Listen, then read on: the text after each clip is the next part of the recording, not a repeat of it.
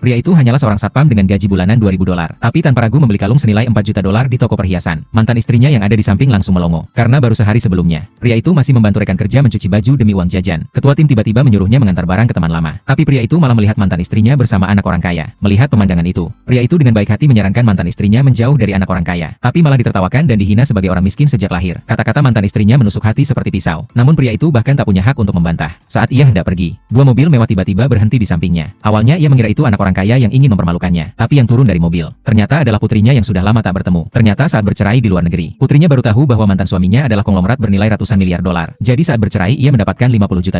Kabar mengejutkan itu langsung membuat pria itu tertegun. Belum sempat sadar sepenuhnya, putrinya langsung memberinya kartu hitam, mengatakan di dalamnya ada uang jajan $100 juta dan berpesan jika uangnya habis tinggal hubungi dia. Keesokan paginya, saat pria itu hendak pergi kerja, tiba-tiba mendapat telepon dari sahabatnya, mengabari bahwa hari ini adalah ulang tahunnya, dan memintanya untuk datang ke pesta yang diadakan di hotel tempatnya bekerja. Jadi ia langsung pergi ke toko perhiasan, memilih kalung termahal di toko sebagai hadiah ulang tahun untuk sahabat wanitanya. Tapi di dalam toko ia bertemu mantan istri dan anak orang kaya. Mantan istri melihat pria itu hendak membeli kalung paling mahal, langsung mencibir dan menghinanya. Tapi pria itu tak menggubris, langsung mengeluarkan kartu hitam dari putrinya untuk membayar. Manajer toko yang melihat kartu itu langsung terkejut, dan langsung menganggap pria itu bukan orang biasa. Tapi mantan istri dan anak orang kaya yakin kartu itu palsu. Tak disangka beberapa detik kemudian, pembayaran berhasil. Saat itu juga, mantan istri menyesal bukan main. Ia mencoba memperbaiki hubungan, tapi pria itu langsung menepis tangannya di depan umum, berbalik dan langsung pergi. Saat itu sahabat wanitanya berniat mengenalkan pria itu pada sahabat dekatnya, tapi tiba-tiba teman kuliah mereka juga datang ke tempat itu, dan kebetulan adalah manajer tim satpam tempat pria itu bekerja. Begitu muncul, ia langsung menyebarkan kabar bahwa kemarin pria itu ditipu untuk mengantar kondom. Semua orang langsung tertawa terbahak-bahak. Saat pria itu muncul, penampilannya yang lebih tampan dari teman kuliah langsung mencuri perhatian. Teman kuliah itu lantas mengeluarkan kalung bermerek yang baru dibelinya, dengan bangga menyatakan nilainya beberapa puluh ribu dolar, lalu menghina kalung pemberian pria itu seperti barang murahan. Pria itu dengan tenang mengeluarkan kalung yang baru dibelinya, tapi langsung ditertawakan sebagai barang KW. Namun sahabat wanitanya dengan serius mengatakan hadiah tak dilihat dari harga, meski barang murahan pun ia akan terima. Saat itu pria itu pamit sebentar karena ada urusan. Saat sahabat wanitanya memegang kalung itu, ia merasa teksturnya aneh. Sahabat dekatnya yang paham barang langsung mengatakan itu palsu, karena yang asli bernilai lebih dari $4 juta,